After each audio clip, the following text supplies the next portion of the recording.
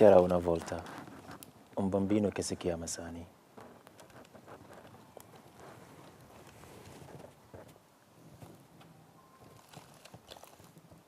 Che viveva in Africa occidentale. La sua famiglia era molto felice.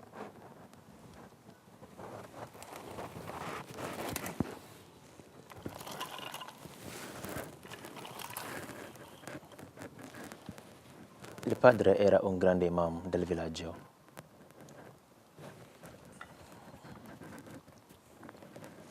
Quel bambino voleva essere come suo padre.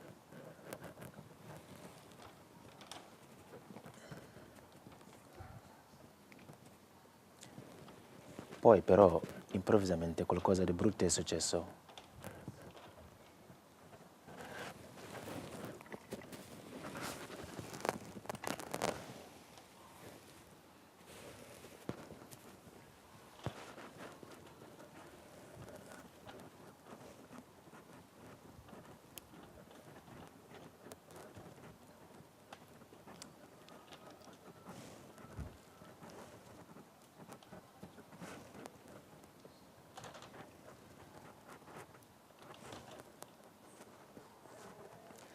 Sani ha lasciato il suo paese per poi arrivare a una piccola isola.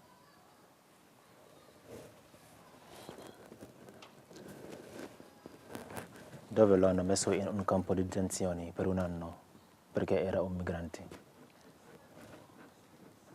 Poi è uscito, ma viveva sempre nella paura.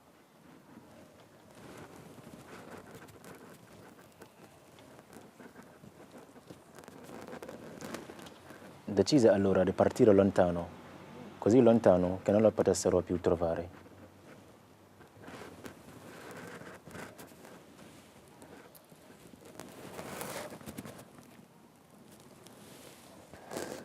Quando è arrivato qui, ha trovato cortesia e accoglienza,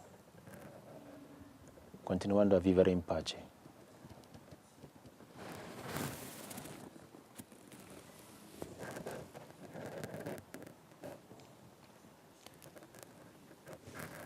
Sani, ormai il ragazzo diventerà un autista.